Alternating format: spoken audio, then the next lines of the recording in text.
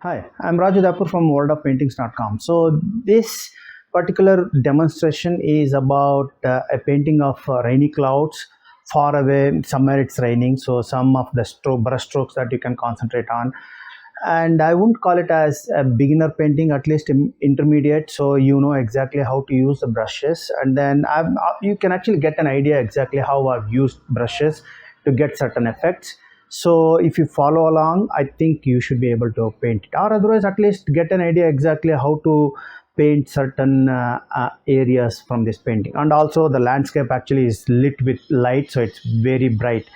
I hope you'll get something out of it.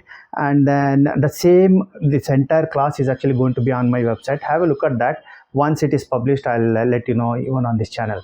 Let's get back to the painting.